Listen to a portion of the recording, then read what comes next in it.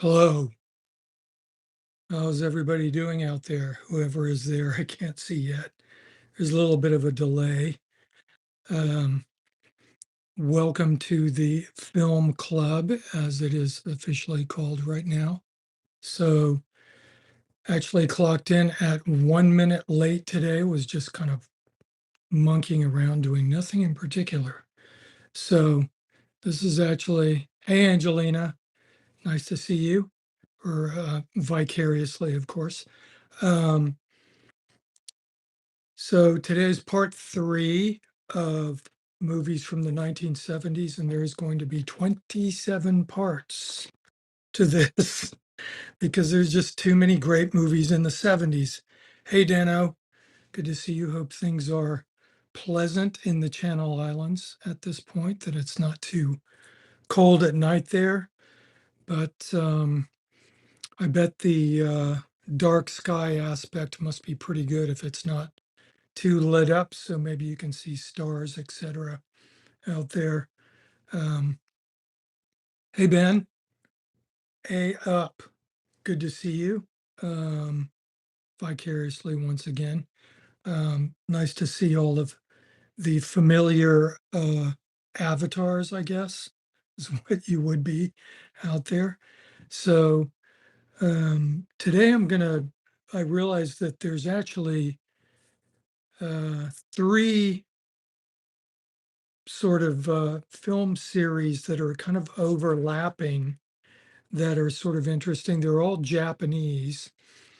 Um, and they extend from one extends from the 60s all the way up until almost the 90s, 1989. And the other two are in the 70s, but they're kind of related.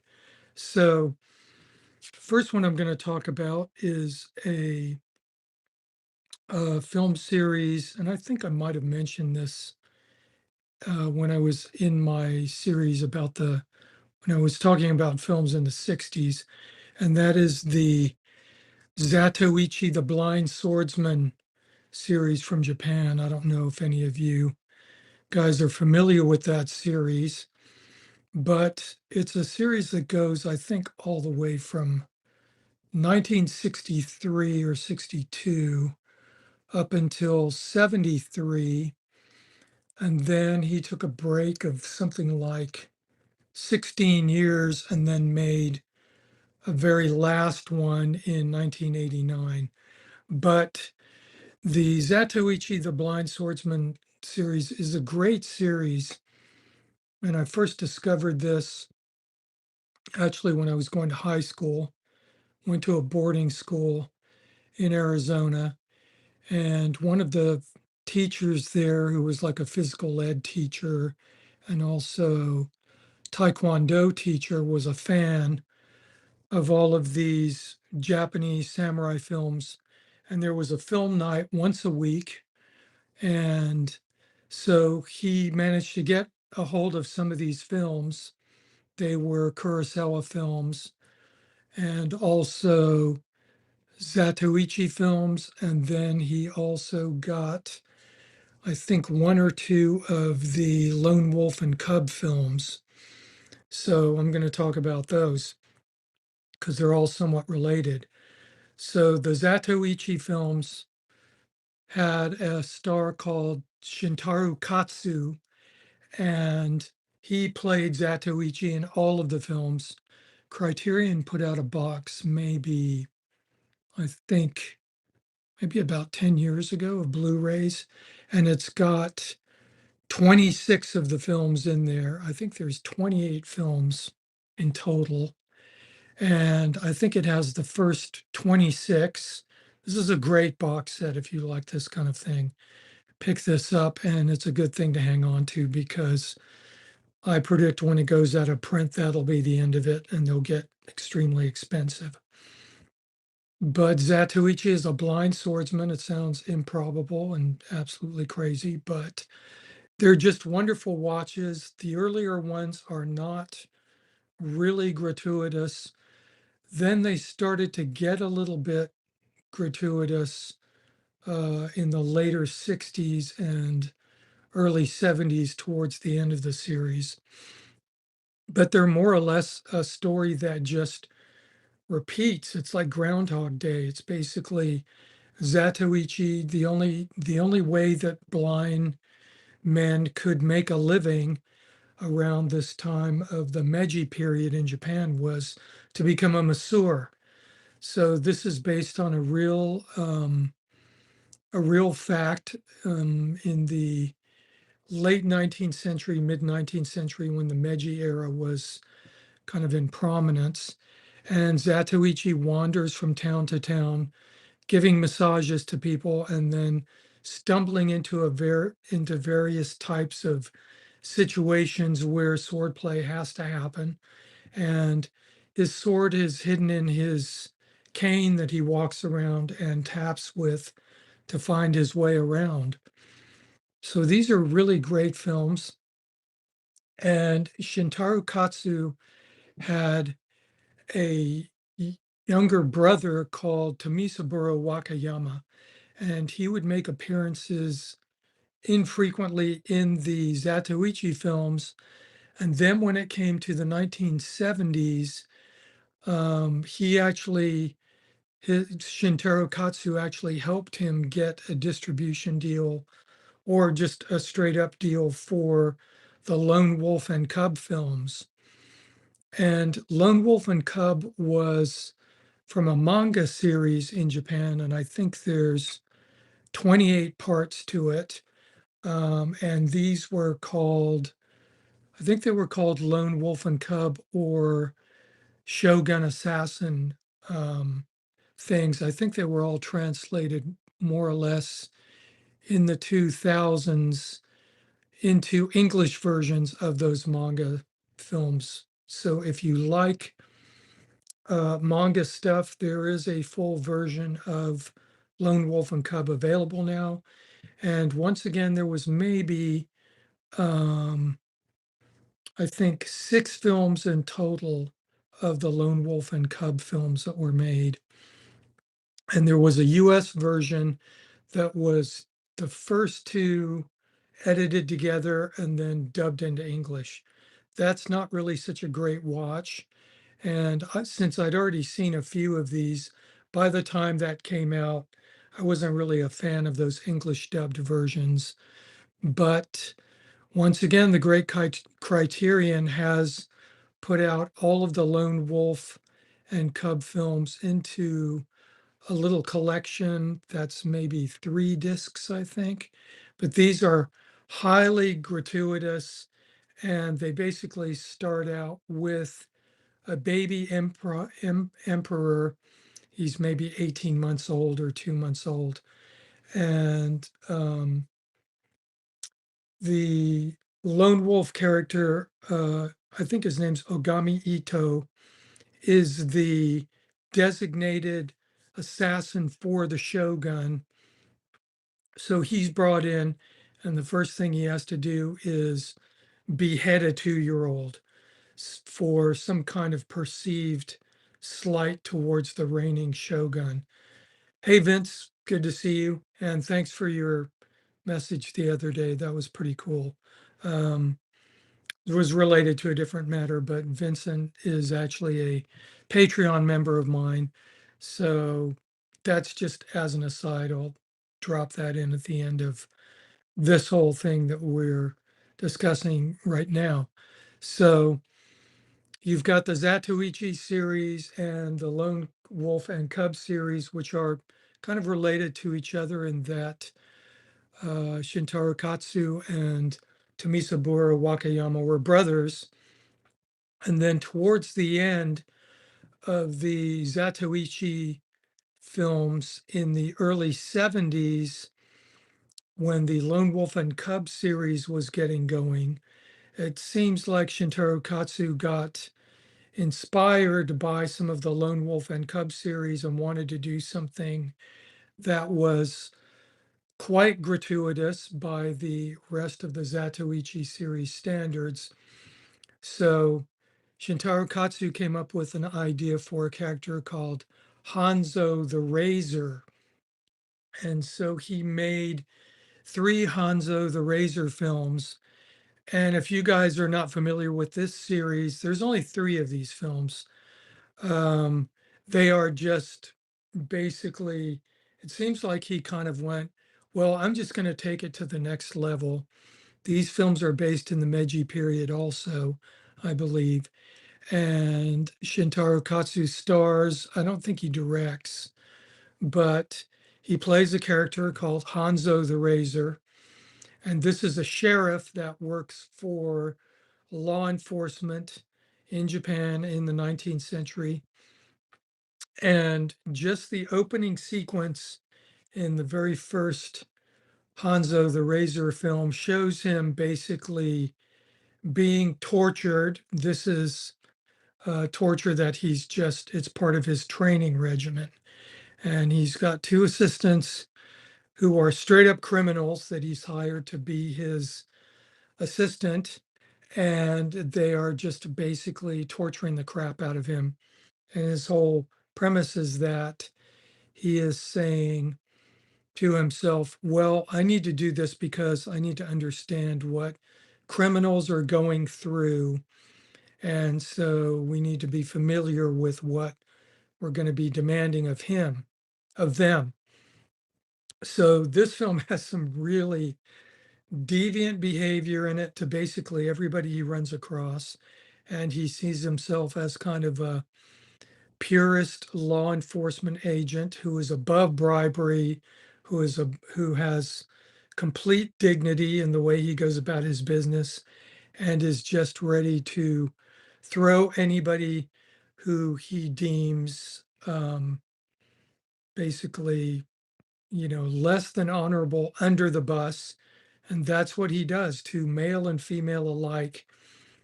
And the kinds of torture schemes that he comes up with are inventive and quite distasteful. So these are gratuitous films, but they weren't banned. I'm not sure if Hanzo the Razor came from a manga like Lone Wolf and Cub did, but I watched one of them the other night as kind of just a refresher.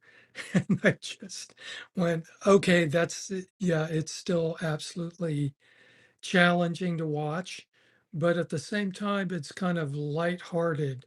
So it's a very weird, these are weird watches, and you might want to watch them in advance before you pull them out on somebody, or maybe you might want to just do it as a surprise. So those are my kind of 3 film series that go up to the 70s and operate in the 70s as well. Lone Wolf and Cub, Zatoichi, The Blind Swordsman, and Hanzo the Razor. Of course, if you're not a fan of Japanese samurai films, never mind. We'll just leave that. So that completes my little run of 3 Japanese film series. And I'm wondering if Zatoichi is the longest film series ever made. So anybody out there has any other information as to one that might be longer, let me know. I'd be interested to know about that. But Zatoichi is certainly a whopper, clocking in at a total of 28 films. And I think Shintaro Katsu even made other films besides that. Anyway, we'll leave that there. So one other person that I'm going to talk about who made a series of films. This isn't really a series of films, but it is a basket load of films. And I think there's probably over 300 films from what I remember, maybe something like 360 or something like that. So this is a man called Stan Brakhage, and he is not a commercial filmmaker.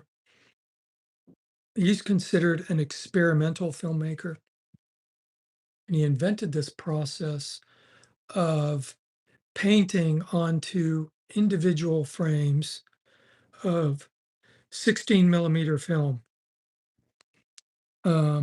Hello, Joe Angelo. Good to see you. Thanks for being here, and everybody else who's here. So Stan Brakhage is a fantastic filmmaker, and I believe some Stan Brakhage films were shown in the film class I had at California Institute of the Arts. And this was my first exposure to him. I became a fan of his back then. We're talking about the late 1980s.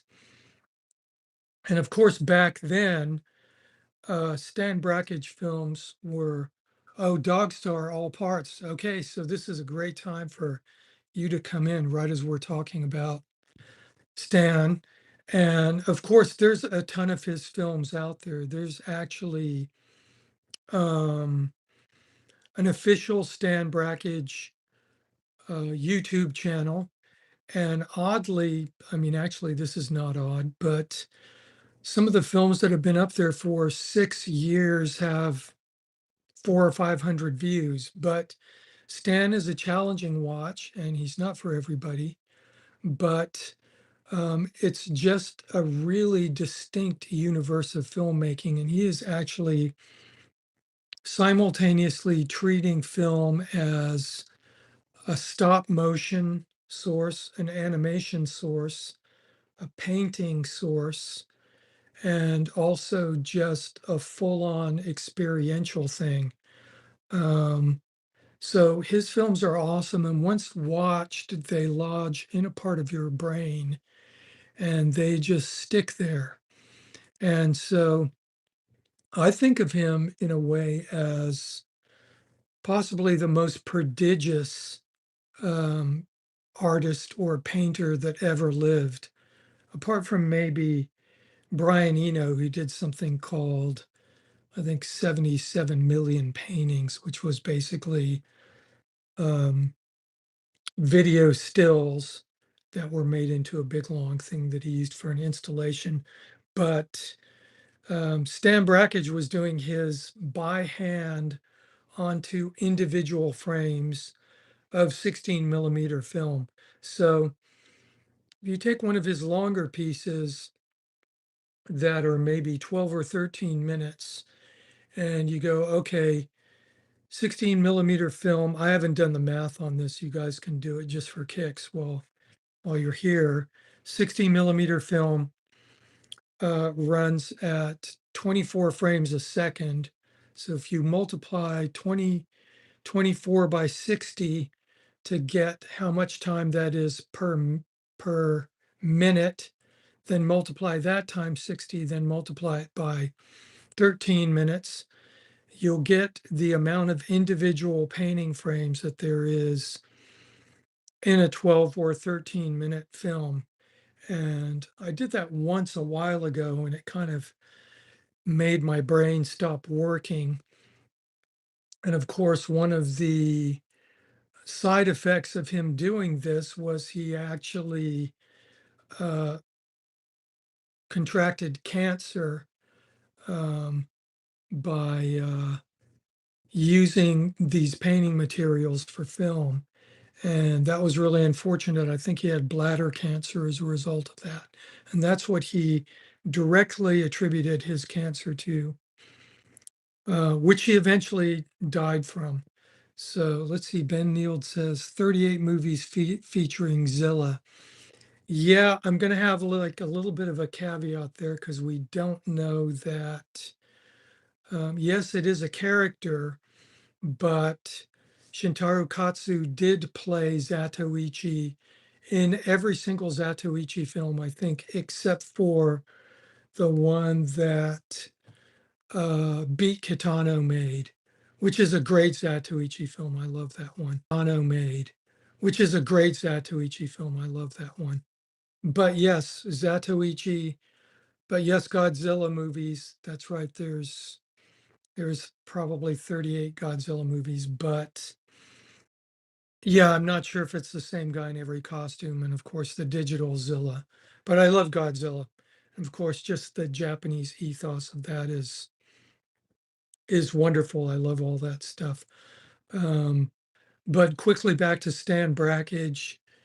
There's a great Criterion Collection, I think that has maybe 56 of his movies on Blu-ray. They're reproduced really great. I don't think they've even had any restoration. They've been taken out of his archive to make this, but I think we're a long way away from a complete Stan Brakhage movie collection. I'm kind of a completist of people that I really like. So I would love to have a complete Stan Brakhage collection. And since a lot of his stuff is short, it might even be able to be done on maybe 5 Blu-rays or something like that. So whoever is out there in charge of the Stan Brakhage archive, let's do that. It's kind of the same thing as wanting to have the entire um, Stockhausen opera cycle, which is called the Light Cycle. There are 7 operas, and I think so far I have 2 of them on Deutsche Grammophon, but the rest of them you have to acquire through a kind of Stockhausen foundation, and they're just prohibitively expensive at this point. I think to put one of them together is like almost $100 or something. So I'm a little ways away from spending $500 on the remainder of the light cycle. But for any of you who are interested in avant-garde music and the really wild stuff, I think maybe there might be, I think there's some of the Stockhausen light cycle on YouTube, certainly excerpts of it. So take a peek at that, expand your mind. This is stuff that will never get old, just like Stan Brakhage or late Electric Miles Davis or a variety of other things. But once again, I have diverged off to Stockhausen, but Brakhage was certainly active, highly active during the 70s, 50s, 60s, 70s, 80s, up into the 2000s. I think he maybe passed away maybe in 2003 or something like that. I'm not sure. But he lived into the 2000s. So, yeah, watch Brakhage, listen to Stockhausen, and brush up on your crazy samurai films. Incidentally, I did talk about another big series of, I think, 12 or 15 films called The Sleepy Eyes of Death. That was a 60s samurai series. Once again, all of these ones are great. So, okay. Um, I've been talking for half an hour about 3 film series. So I think we ended last week with Monty Hellman's Two Lane Blacktop, which is a super cool film. And I started dragging these films out and putting them in a pile to watch them again, because some of these I haven't watched in quite a while. So Two Lane Blacktop is going to be one of those movies. Um, so we're actually into 1971 now. And let's see, Joe Angelo says there is a creative 8-minute Zatoichi short fan film here on YouTube, ZVP, fun watch with a surprise adversary. I'd be into that. And I think Zatoichi is one of those things that can always be rebooted, as Beat Kitano did, and did a great version of it. I think there's new manga that's rebooting it. And also, I think probably there could be a great reboot by Takashi Miike if he wanted to get after that. I think that could be an interesting thing for him to check out and do if he hasn't already done it already. Um, anyway, I will watch that. Thank you for that recommendation. Next film I'm going to talk about is a film called Walkabout. And this is, I think, technically a British film. and it's directed by the great Nicolas Roeg, who also made Men Who Fell to Earth, the fantastic David Bowie film. And Nicolas Roeg was also a great director of photography. I believe he was one of the directors of photography on Lawrence of Arabia. So that's kind of the level that Nicolas Roeg operated on. Um, I think also he directed the film Performance and also a couple of other films in the 1970s and 80s. I can't remember exactly which ones. Maybe he made um, Don't Look Now also. I think he did that great film with Julie Christie and Donald Sutherland. That's on my list to talk about later. But Nicolas Roeg, great, one of the great British filmmakers, really, in my opinion. And this movie Walkabout is awesome. It's basically there's a plane crash in the middle of the Australian outback, and the only survivors are kind of a tween. I think she's played by Jenny Agutter, maybe a girl that's like 13 or 14 years old or something, and her little brother are the only survivors of this plane crash. I think it's kind of a small plane. They crash in the middle of nowhere, and it's kind of a fish out of water story on two levels because they are rescued by a full-blooded Aboriginal person that lives in the outback, and they basically he just picks them up and takes them along with him. And the whole film has great cinematography. There's a lot of just silence in the film and kind of observing what's going on. This is not an action film. It's kind of related to something like The Naked Prey, also, or any of those films that involve people crashing in the jungle or wherever. I think Herzog made a film about somebody who crashed in the jungle and her journey out. But this is a fantastic film if you've never seen Walkabout. And it's just about the whole adventure of her basically being completely immersed in a completely alien civilization. And then him taking her back to civilization and what happens there. I'm not going to give away the ending. I'm trying to be good about watching my spoilers, but this has a great ending to it. And it's kind of I think it's sort of a revolutionary film in a lot of ways. And one of these films where if it shows up um, at a movie theater, you should go and see it because it looks amazing. Let's see, Joe Angelo says, I learned of Rogue's films from Mick Jones. Wow. He wrote a big Audio Dynamite song, E equals MC squared, with each verse devoted to a Rogue film. Don't Look Now and Walkabout are excellent. Yeah, they are, as is Man Who Fell to Earth. And I know I'm leaving out another one. There was one about Einstein that had Teresa Russell in it and Art Garfunkel. And I'm not remembering the name of it. Um, Along with a couple of other films, Performance. I think he made that film also.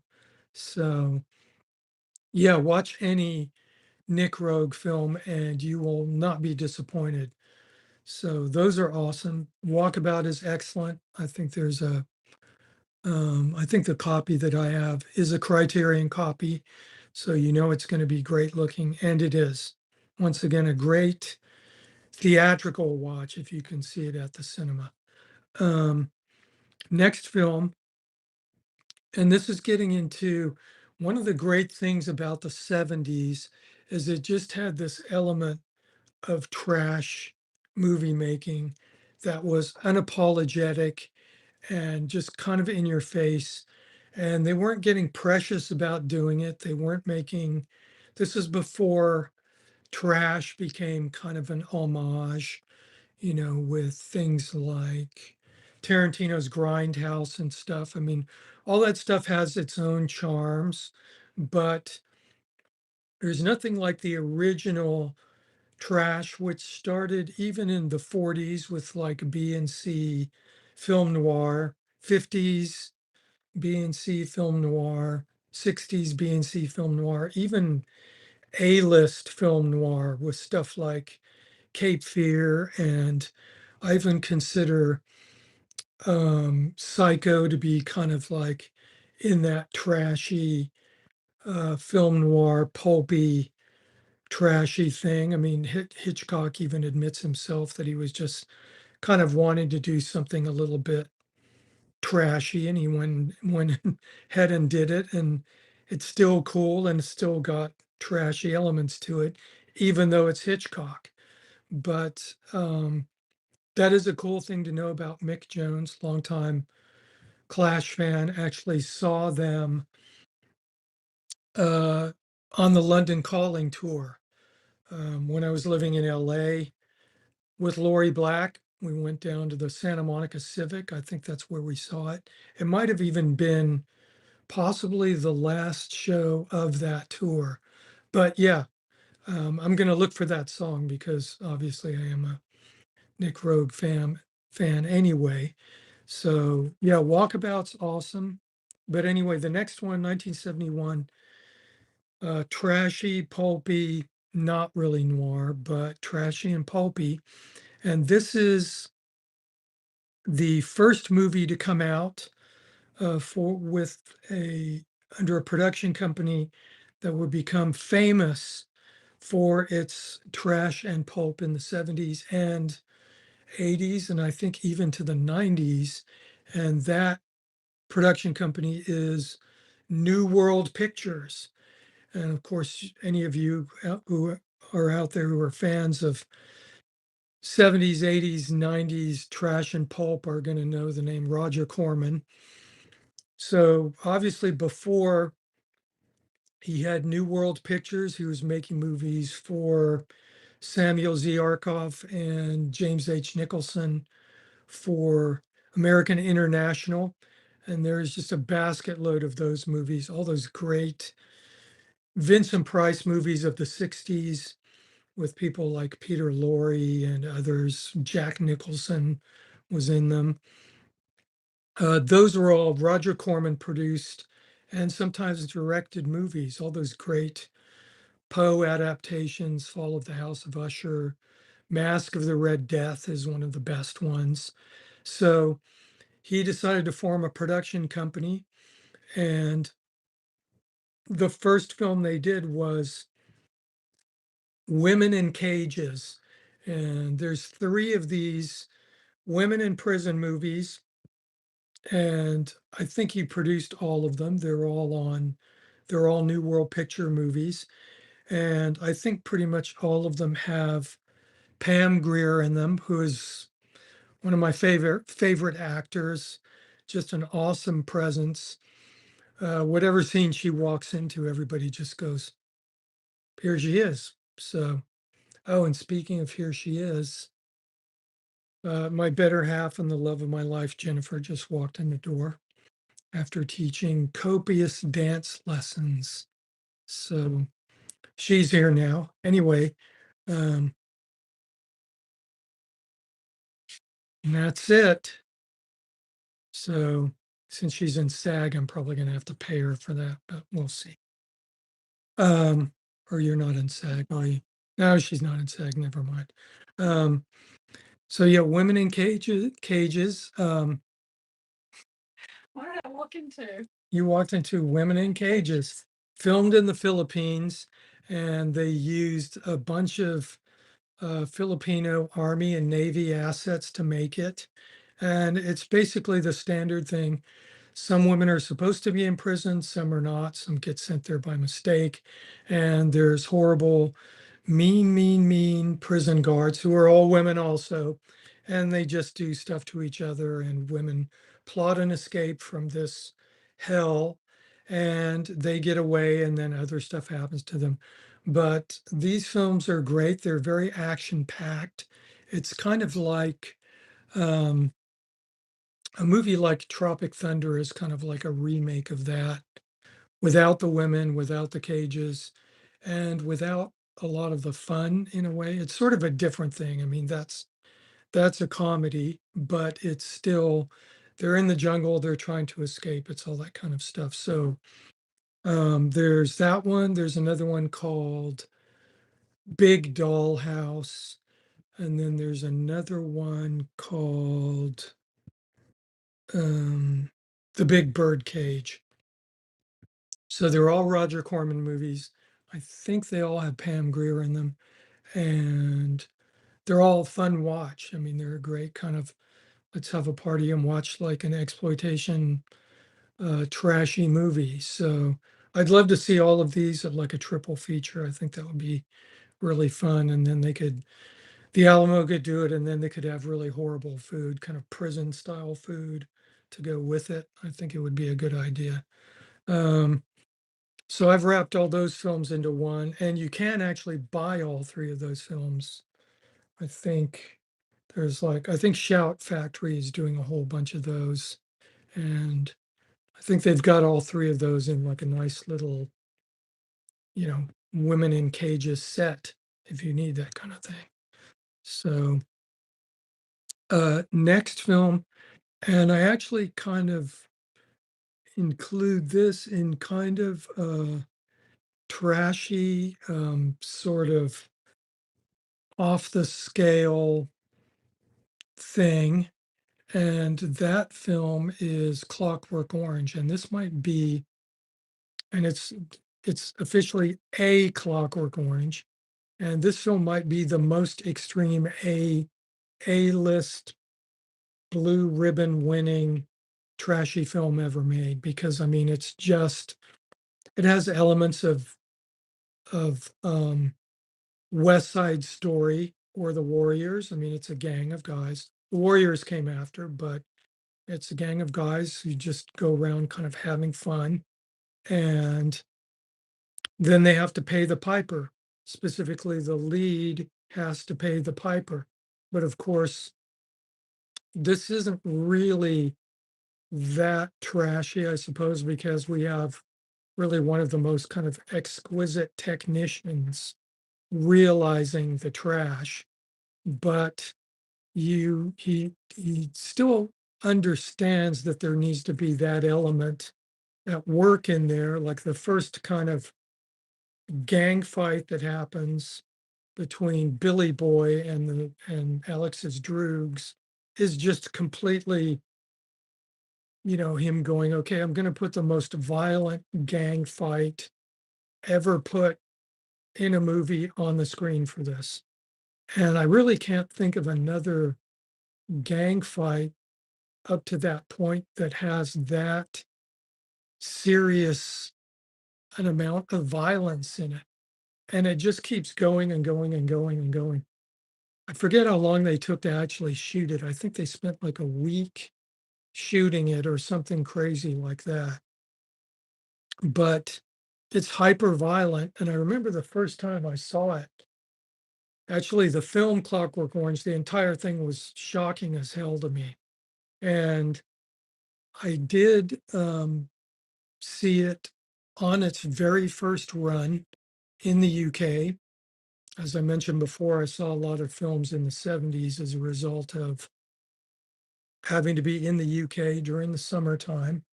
And I had the ability to, my grandparents lived maybe about 30 or 40 miles outside of London. So I could just go and get on the train and be in London in maybe 40 minutes. And then I was free, I was by myself as a 13, 14, 15, 16-year-old in London. And I could just roam London at will by myself. It was like, it was the best thing in the world. And so that's what I did. And in my earlier times of roaming, because I think maybe Clockwork Orange came out in, let's see, well, it says 71. So I think I would have been maybe 13 at the time or something. And so I remember it was on. I was reading about it in the papers because there were already notorious copycat crimes as a result of this coming out. And of course, that just made me want to go and see the film. And they were actually debating whether or not this film should be banned. There was a public debate about this in the British press and on television. And of course, that just made people want to go and see it. I was one of those kids basically at the time. And I remember I didn't announce to anybody. I just thought, okay, I'm going to London and I'm going to go see this film. And so I think this film had an X certificate when it first came out. And I remember going to the cinema. It wasn't showing at a big cinema, it was showing at a really early multiplex in London. I think it was called the Warner Cinema. And it was just off of Leicester Square where the really big cinemas were. But at this cinema, they had maybe 4 or 5 little cinemas. It was kind of like a little multiplex. And Clockwork Orange was showing there. And I remember going up to buy the ticket and going, one, please. And the person who was selling the tickets looked at me and he said, are you sure you're 18? Are you sure? And I was going, I'm 18. And he said, well, when is your birthday? And I kind of in my math did the math really quick and said, I'm born in 56. And he went, 56. Well, all right, but if you're not really 18, there's going to be trouble or something like that. He kind of threatened me where, if I wasn't the right age and he found out somehow, I'd be pulled out of the movie theater. So I was looking at him very earnestly and seriously, probably too earnestly and seriously. And he said, kind of gave me the ticket. And I went in there and kind of went, couldn't believe I got in there. He didn't follow me in or anything. So I got to go in there and watch Clockwork Orange. And really, it was a seriously disturbing film for me at that age. And there was quite a few moments in it when I was going, I need to leave. I was thinking about leaving because it was just so outrageous and unnerving. And especially for being 13 at that time. Um, and this was stuff that you just never saw. You never saw anything like this, certainly not on television, really not at the movie theater. There wasn't anything really quite this visceral. I mean, there was stuff that was coming out through the 60s, and this is the early 70s. But if you think of things like the shooting scenes in the Wild Bunch that were hyper graphic, um, this stuff, Clockwork Orange had that stuff, and then it had all this other really weird stuff going on in it. The sex stuff with Alex, the fight scenes, um, and also the home invasion scene was one that was particularly unnerving to me. The uh, basically torture scenes when Alex gets readjusted, and then of course all of the revenge scenes taken on Alex. Those were pretty unnerving to a 13-year-old. So eventually the film did not get banned, but Stanley Kubrick did pull the film from release personally. Once there was, I think, even one circumstance of copycat violence, he just pulled the film. He said, he just went to I don't think he physically went anywhere, but through his representatives or whatever, he just said, we're not, this film is not going to be in public. Of course, in the US, people were just, this is great. You know, it didn't get pulled from US release or anywhere else, I don't think. Um, I could see it maybe not being shown in, possibly countries like Saudi Arabia or um, I don't know, more of the uh, countries that have more serious censorship when it comes to things that you can and cannot see. So I got to see it on first release, and really it did really stick in my mind for a very, very long time. And I didn't get to see it for maybe 10 years later, something like that, at like a midnight showing. Um, just quickly going to say hi to Don Joe Fonzarelli. I see you guys are having like a little bit of a convo there. So, um, let's see. Were you asking about the gangs in Jersey? I'm not sure if they did. I went as a droog for Halloween one year, had the cod piece. Um, I'm not sure what the cod piece references is, but um, yes, they have cod pieces in Clockwork Orange, absolutely. And I think this kind of came from a sort of Elizabethan thing, where basically that was before pants got joined together. So they were wearing tights, and then they would have something that was almost like a belt or a cod piece holding the family jewels together, or whatever it was. I don't know. Maybe it was derivative from chastity belts that they had for females.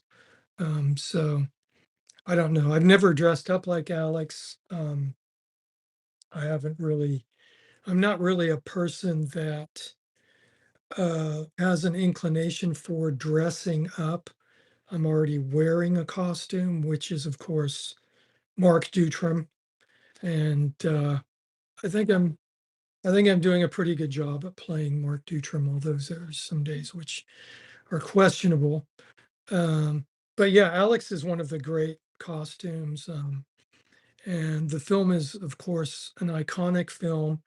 And really the use of music in it by Kubrick is absolutely amazing. I mean, from the fight scene using Rossini to the use of Beethoven, of course, and how Beethoven gets used as a weapon against him. And this is really the whole premise of the film, and actually the book, because it was a book first, written by Anthony Burgess, which I recommend reading because it's got stuff in it that the film doesn't have. And it also has a great dictionary in the back for all of the slang that's used, that they use, plus extra stuff. So, um, I don't think there's Liszt or Ligeti in Clockwork Orange. I may be mistaken. There's definitely Ligeti in 2001. Um, I think Clockwork Orange is mainly Beethoven, it's Rossini, and yeah, the minimalist piece is in Eyes Wide Shut. So Kubrick obviously knew his stuff, and 2001 is a great example of having all of his films really have great period correct or not music that works extremely well. But I think the use of Beethoven, of course, in A Clockwork Orange is masterful. And Beethoven's Ninth is, I mean, that's one of the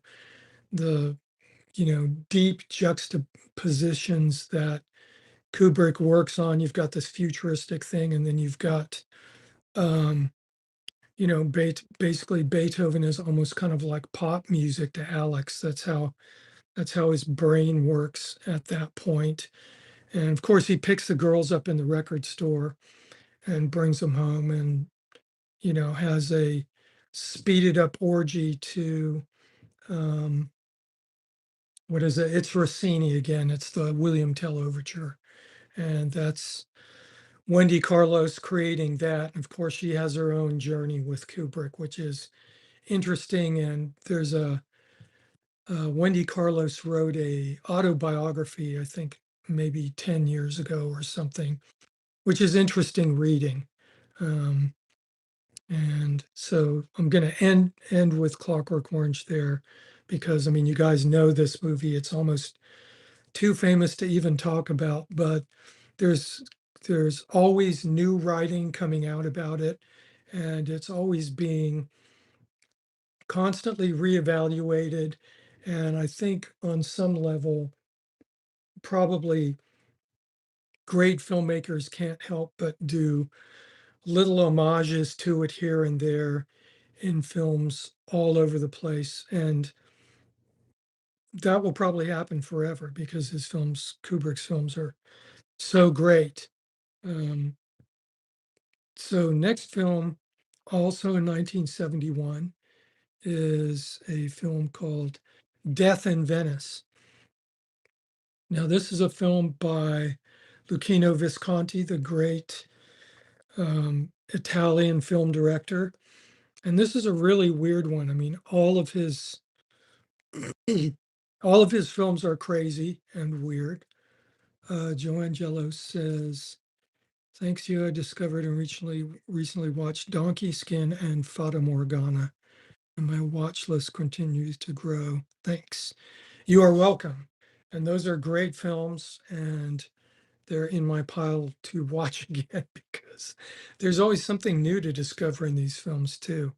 I think Fata Morgana is amazing. And I mean, that band, when he goes to basically this place in the Sahara that's the end of the world, and there's a nightclub there, and he goes in the nightclub and he shoots this set of this band.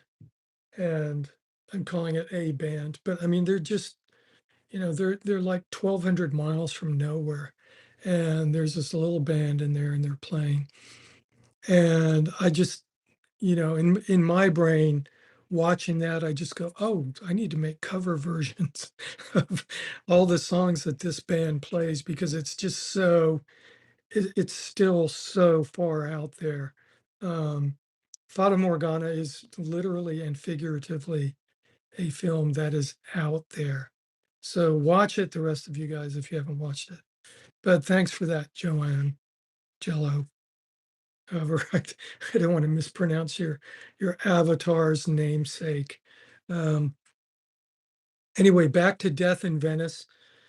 Visconti, one of my favorite filmmakers. He's another filmmaker who every shot looks like a painting, and he was a complete like he's on the level of Kubrick as a technician and a authenticity fanatic. And I believe that Visconti used to have real champagne on his shoots. If there was a big banquet or whatever where people were eating, they'd really be eating five-star gourmet food. They'd be drinking vintage champagne.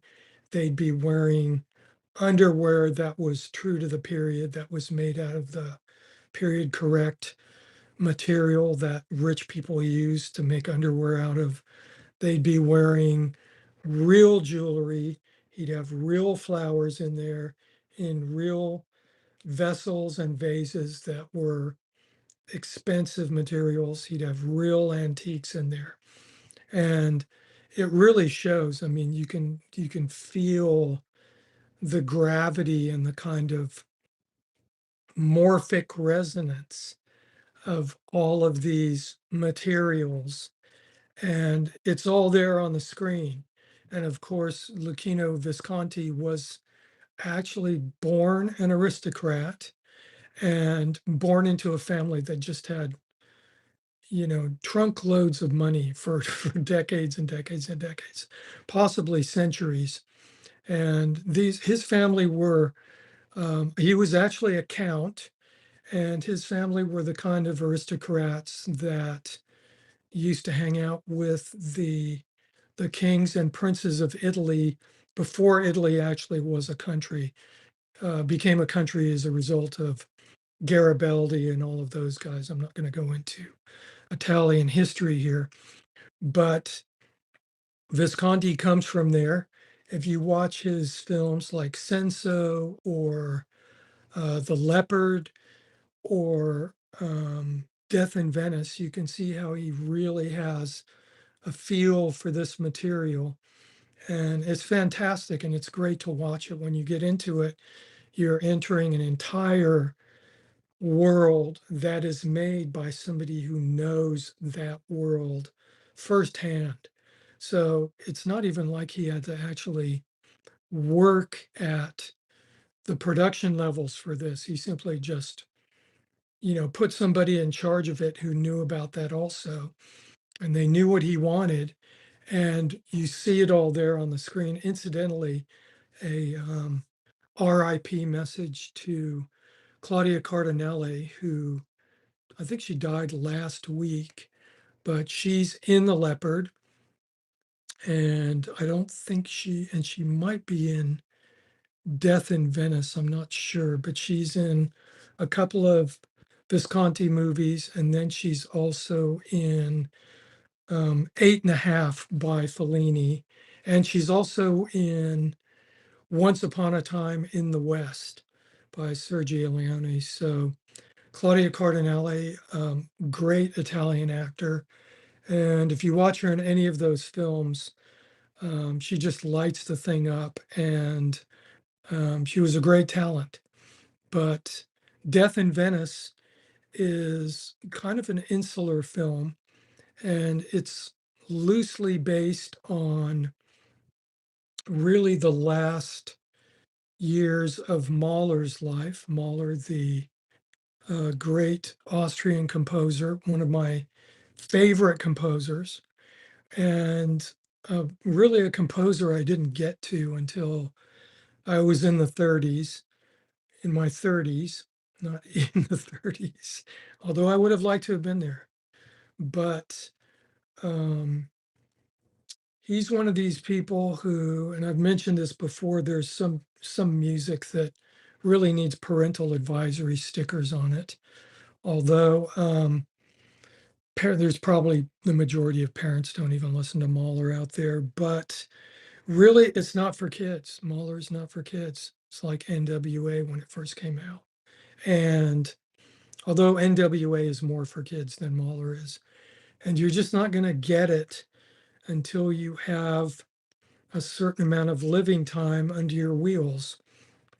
And you'll either get it or you're not. You won't. It'll either resonate or it will not. And if it resonates, you've got some deep resonance there. And let's see, P6NKA says just read about this book today, Thomas Mann. Yes, Thomas Mann based it on more or less the last year of Mahler's life. And I forget, but I don't think it's a composer in the book. I think it's actually a writer in the book. And in the book by Thomas Mann, the writer is called von Aschenbach, I believe. So I'm not sure. I think it's still based on Mahler because I think Mahler was an acquaintance or a friend of Aschenbach. That's correct. Thank you. I think Mahler was more or less a friend or acquaintance of Thomas Mann. So there's that connection there. Mahler died incredibly at, I think, 50, which is one of the great tragedies of music. Had a bum ticker, as they say, and probably smoked and drank and did all the Austrian things that contribute to an early demise. But also, he had incredible amounts of stress in his life. He had quite a number of extremely sad occurrences. I won't go into them, but one of them is I think he had quite a few siblings die. So that's the one that I'm going to mention, but there's a whopper of one that has uh, a really specific relation to a piece of music that he wrote. And it's just, when you find out about it, it's no, I'm going to let everybody look it up. That's what to look up. Well, you can just look up, you can just go to Wikipedia and you can look up Mahler personal life. And you can read through that probably. I mean, there's some complexity to it because he did a lot of stuff, but his personal life is, he wasn't married 27 times. He had a single wife, had some kids, and it's interesting. Or I think there's even a Ken Russell film about Mahler that has some Ken Russell cheesiness attached to it. But if you want an extremely brief overview of Mahler, and Ken Russell was a Mahler fan, and incidentally, for those of you who don't know who Ken Russell is, um, he made Altered States, he made Gothic, he made um, Mahler, he made Listomania, which has Roger Daltrey as Franz Liszt. He also made, what did he make? He made Lair of the White Worm. So Ken Russell was actually a huge Mahler fan, though. So I think he kind of did Mahler justice in that short film because he got the great Robert Powell to play Mahler, and he already looks like Mahler, and he's a great actor. Anyway, um, Death in Venice, a fantastic film, and an adaptation by Visconti of the Thomas Mann book. Visconti makes um, the main character of Aschenbach a composer based on Gustav Mahler. And basically, he has more or less a catastrophic uh, public reaction to a piece of music that he writes, pretty much has a nervous breakdown as a result of this. So he decides to go to Venice to relax. He's advised by his doctor, go to Venice, don't think about music, don't do anything, sit on the beach. And of course, because he's a highly neurotic person, there's another term for this that they used in like the 19th and early 20th century, which is something called like a anesthetic or something. A neurasthete was one of these weird old terms for somebody who's highly sensitive and has nervous breakdowns. Oh, Joanne says the devils too. The devils, yes, that's on my list to talk about later. Um, but anyway, this is kind of, it sort of reminds me of kind of the sensibility of some of the way things have gotten with some people now who are just, the world is just too much for them. They're highly sensitive. They can't, really function out in society. Um, so the von Aschenbach character is one of these types of people. Just the slightest thing makes him get completely buggy. So he goes to Venice, and from the minute he gets there, everything starts going wrong. His luggage gets lost. Um, he discovers that there's actually some kind of plague happening, and then all kinds of every step of the way, his relaxation is completely sabotaged. And the one thing that has any kind of goodness to it is a person that he sees in just just has a fleeting glimpse of and becomes obsessed with this individual. And that ends up making him even more neurotic and more disturbed. And I actually put a still up, I think, for this um, in the posts of von Aschenbach collapsed on the deck chair on the beach in Venice. And this is a really just iconic scene in motion pictures, the death of Aschenbach there. And it's a great film. It's really just, it takes you all kinds of weird places, and it's got a really unusual premise to it in that somehow, um, and this is just my interpretation because everybody has to kind of leave it with their own interpretation. It's one of those great films like that, where, beauty has the possibility of curing everything, even if it's unobtainable and just a projection.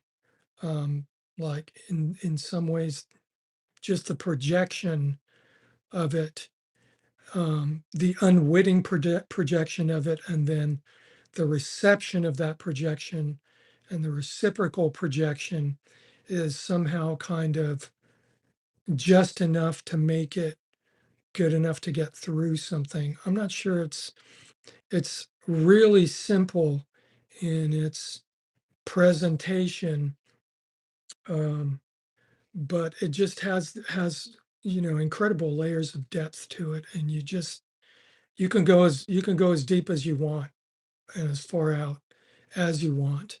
And of course, it has the great Dirk Bogarde playing Aschenbach. He was in a few um, Visconti movies, or maybe he was only in The Damned, which is another film that I will talk about.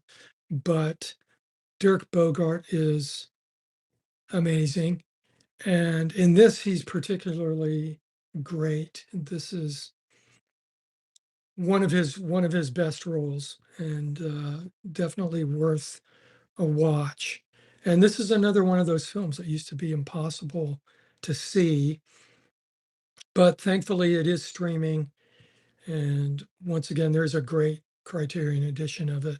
It's all restored, looks fantastic now. Ask what everyone's drinking. What is everyone drinking? The producer would like to know. Snacks? Snacky snacks, anybody? That's what I should start doing, right? It's just eating a big Cobb salad, just going through it. I like chopped salad personally. I think chopped salad, chopped salad is a thing that kind of came out of the 20s and 30s, I think. It's like kind of a modern thing. Oh, And then it went out. Maybe the famous Waldorf salad is the source of the chopped salad. What do you think? just drinking coffee. Carb water. Wow. Is that water with carbs? I think there's water with everything now, right?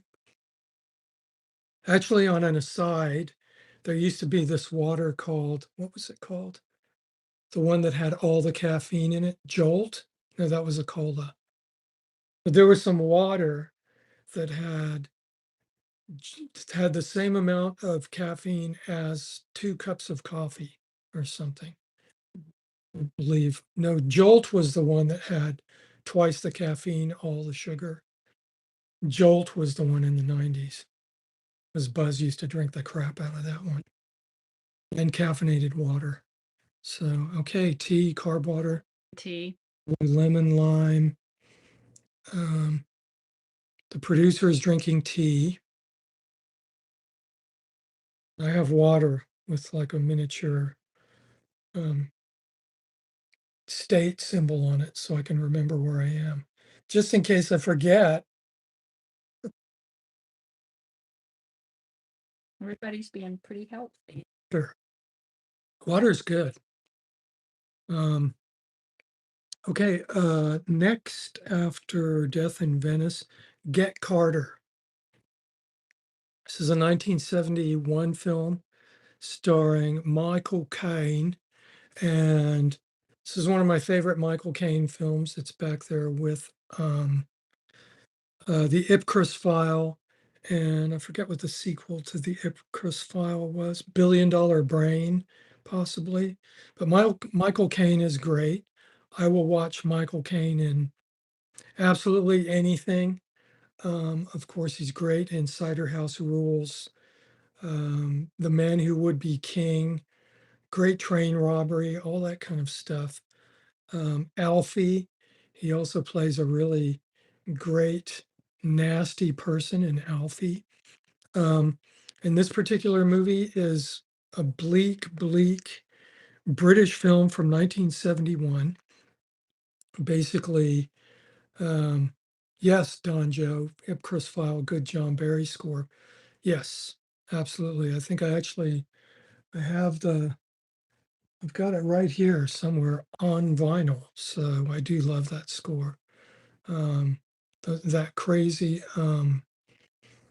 harpsichord and stuff in it. But John Barry, always good.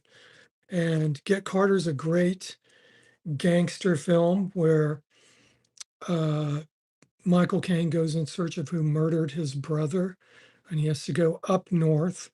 And of course, for anybody who's British or spent time in the UK amongst Southerners, it's grim up north, right? You probably heard that, Dano, at times, right? Especially since you are completely south. But it is grim up north. And Michael Caine goes up north and just runs into the worst kind of people, all of whom he kind of knows or possibly used to work with. It's never completely fleshed out. So it has to sit there kind of just festering where you're going, he knows these people, he's done bad things too, he's trying to do something good, or is he? So if any of you are out there Michael Caine fans and you haven't seen Get Carter. You got to watch that one because it's one of Michael Caine's top 5 films. Absolutely. I think it might even be in the top 3. So that's how much I think of Get Carter. So let's see, we're running over an hour a little bit. So, okay, I'm going to do 2 more. No, you know what? I'm going to do 1 more. Where are you on? I'm still on 1971, but I'm getting to the end of 1971. I could just finish out 1971. What do you guys think? I've got 2 more for 1971. Should I finish them out? Finish them out. Producer says finish them out. Okay. 1971 ends with 2 whoppers. And the first one is we're going back to visit our old friend Sam Peckinpah. And that film is Straw Dogs. Now, this is a film that is not for kids. And if films were starting to be not for kids in the 1960s, they basically turned it up to 11 or maybe 15 or 18 for the 70s. So Straw Dogs, I don't know if you guys are familiar with this film. Fresh figs, yummy, yes, absolutely. Vincent's eating pigs. Oh, okay. Um, Straw Dogs, brutal film, Sam Peckinpah film. And once again, he's kind of like upping the ante, as they say. And his previous film to this was The Wild Bunch. So he's basically dialing up everything and at the same time condensing things down and making them more intense by having less people involved and having things be more and more personal. Wild Bunch was kind of personal on a variety of levels, but at the same time, it was kind of gang driven. Um, and that you, at the end, you basically had 5 guys and they were just, we've got nothing here, so we're just going to go out the way we want to. So it's highly nihilistic and existential. And Straw Dogs is more of the same. It's nihilistic, existential. For those of you who don't know about this film, the premise is it's first of all, it's got the great um, Dustin Hoffman. It's got Susan George, and it has the great David Warner in it, and who would show up in films such as The Omen and Time Bandits and 100 other movies. David Warner is awesome actor, a great character actor. So in the film Straw Dogs, uh, Dustin Hoffman plays a mathematician, an American mathematician, and he's newly married to a British woman who comes from, I think it's Cornwall, which is in the lower southwest area of England. It's kind of the part that pops out down to the left. Dano will know exactly where Cornwall is, um, and possibly some of you other ones. So uh, Dustin Hoffman has work to do. He's working on solving some kind of particular formula. He's doing some mathematical work that's not really described in detail, but what is contingent to him finishing his work is that he needs a lot of quiet. He needs peace and quiet.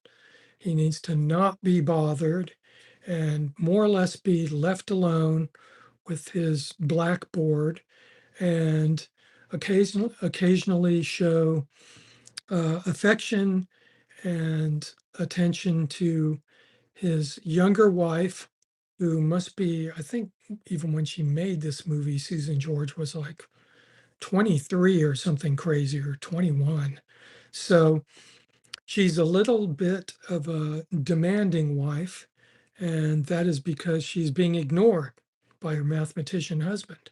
So she gives all the hints that she can, and none of them really, some of them work, some of them don't, but you can see that all is not perfect in Love Town. And this is like, a lot of couples. I mean, there's give and take.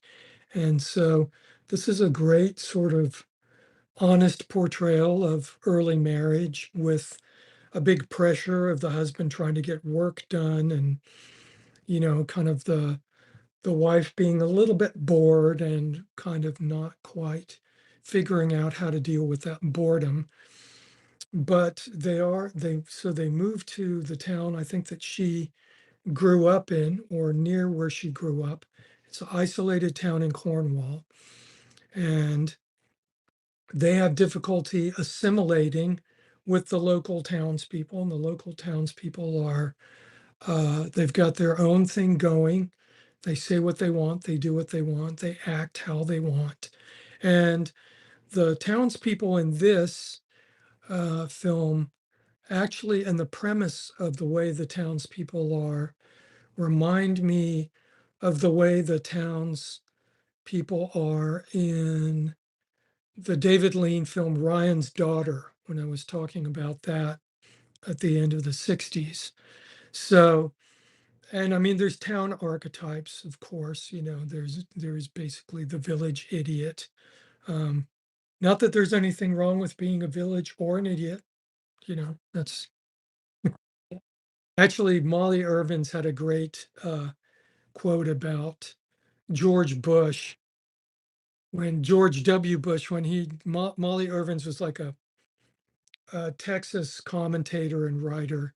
And when George W. Bush became president in 2001 or 2000, Molly Irvin said, in Texas, somewhere a village is missing an idiot. So that's Molly Irvin's is great to read. I think there's even a cool HBO documentary about her. But anyway, these two towns in Ryan's Daughter and Straw Dogs are very similar to each other, and things go awry.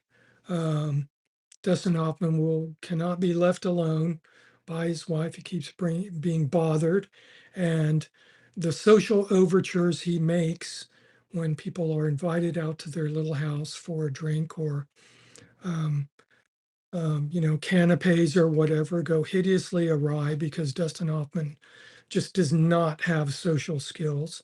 He's not completely a nerd. Um, he's painted more or less as a genius in a certain sense, strictly a mathematical sense, but everything else is just he's kind of flailing at his attempts at being social and doesn't understand why nobody, you know, responds to his excellent attempts at doing that.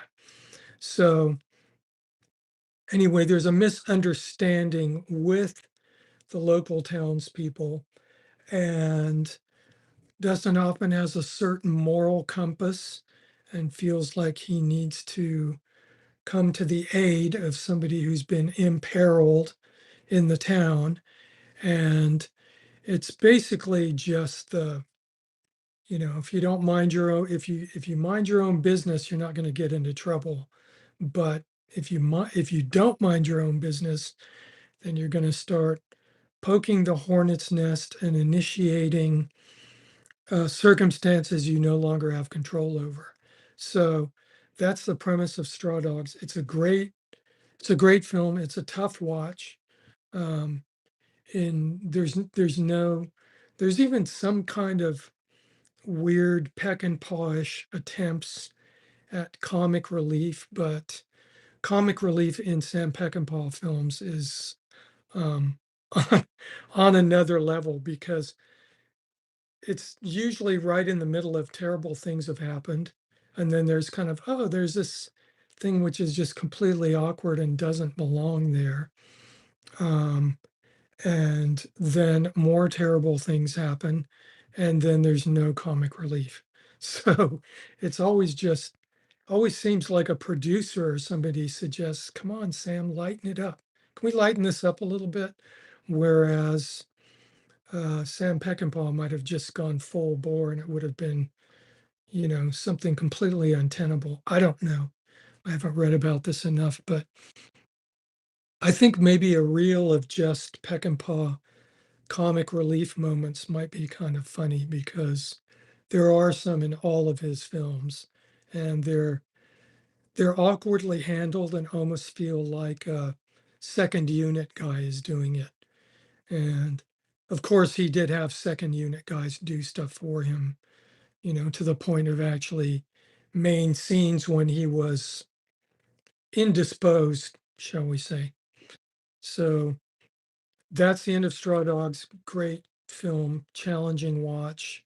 Um, I don't think I've ever seen this in a movie theater, but I'd like to just to hear the silence as people walk out.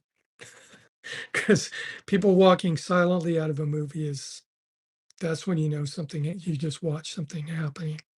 Um, okay, last one for 1971. Okay, there's been three parts and it's 1971. And that film is probably my favorite film as a teenager, and that film is another American international film. Although Roger Corman was gone at this point, since he had New World Pictures. But it's the film The Abominable Dr. Phibes. And this is a Vincent Price film. And so priceless. Vincent Price film, Vincent Priceless. And you probably know this film because of, now I know more about your background and the whole chiller thing. This is, of course, is a legendary Vincent Price film, and he had been by this point, Vincent Price had probably been making films since, well, I watched a Fritz Lang film that he was in that was from 1951 or something like that. It was called Blue Gardenia, I think. And yeah, this is great. And I saw this film when it came out. I went to see it three times. And I just went, it ended up showing, I think, for a couple of weeks in downtown El Paso. I went to see it with my friend John. And I think I went to see it one Saturday. We went to see it together. Then I went to see it the Sunday. I went back downtown, saw it the next day. And then I thought, if it's showing next week, I'm going to go back and see it again. So I saw it 3 times. And this is a great revenge tale. Um, Dr. Phibes is somebody who basically was soon to be dead, and he's not dead. And his wife has died as a result of a failed surgery. It's not a botched surgery. It's never fully explained. Um, she passes away, and then Dr. Phibes goes about um, surreptitiously gaining revenge on each member of the operating team involved with his wife's death. So this has great sets, fantastic costumes. Vincent Price, while he has voiceovers, he doesn't actually speak in the entire film. He was um, burned hideously beyond belief in some kind of accident after his wife passed away, was presumed dead, put himself back together because he was a doctor, and has got an apparatus that plugs into his neck so that his voice can be heard out of a large gramophone horn. And so he never physically speaks in the film, but once he plugs this thing into his neck, you can hear his voice coming out of the horn. And they EQ'd his voice really nicely, so it sounds like it's coming out of an old gramophone horn. The film is based in maybe the mid 1920s or something like that. I think that's the date for it. And where he goes about getting his revenge is just fantastic. The ways that he plans them, they're ingenious revenges that you would never think of. And once again, this has kind of a camp element to it. Um, and Dr. Phibes himself has an extremely great camp sense of humor. And a lot of the times, it's just Vincent Price making a face or doing some kind of a shrug or something like that to put a punctuation mark on the gruesome murder he's just committed. He's got a lovely assistant called Volnavia who plays the violin, usually somewhere adjacent to where a hideous murder is happening. I forget the name of the song. Oh, the name of the song that she plays is a song that was a big hit in the 1920s called Close Your Eyes. So search out that song. I think maybe possibly Rudy Valley did a version of it. I love 1920s crooners. So when I figured that out, I was very excited to find out that this was a real song and that there was copious versions of it. Um, and then another thing Dr. Phibes has is he has a little band. It's got about 10 clockwork musicians in it. And he goes and winds them up. And they play his favorite songs. And then he's also got an organ that's got a nicely lit light sculpture on top of it. And he plays the organ. As he plays the organ, it descends down into his basement layer. And all of the production on this is fantastic, and it's still one of my favorite films. And there's a sequel that came out, Dr. Phibes, The Abominable Dr. Phibes was so successful that they made a sequel that came out the next year in 1972. And also, incidentally, the first one has the great Joseph Cotton in it, who is in all kinds of Hitchcock movies and just a whole bunch of movies. Great character actor, started in the 40s or early 50s, I think, and made films all the way up until possibly even the 80s. Had a really incredible career. So I'm going to end now with The Abominable Dr. Phibes. And I'm going to have a list of all of this stuff again. And So thank you guys for being here. You can go to my Patreon page. You can subscribe there. There's a free subscription level, and I do actually have a brand new chunk of music that will be coming out on my Patreon page and my Bandcamp page. And it is a 70-minute piece of analog synthesizer music. And I haven't done anything like this in a very long time. So if you go to Patreon today, there's a 3-minute excerpt from it. You can sign up for free, hear that excerpt. And then tomorrow, the entire piece will be up on my Bandcamp page for purchasing. And you can, once again, you can follow the Bandcamp page without having to pay or subscribe to that. You can also buy me a coffee. You can also like and subscribe right here because it helps the channel grow. Sultan. And also, you can contact me through my website, which there is also a link to below, for any kind of consultancy that you would like to have as far as music production, or guitar playing, or anything at all.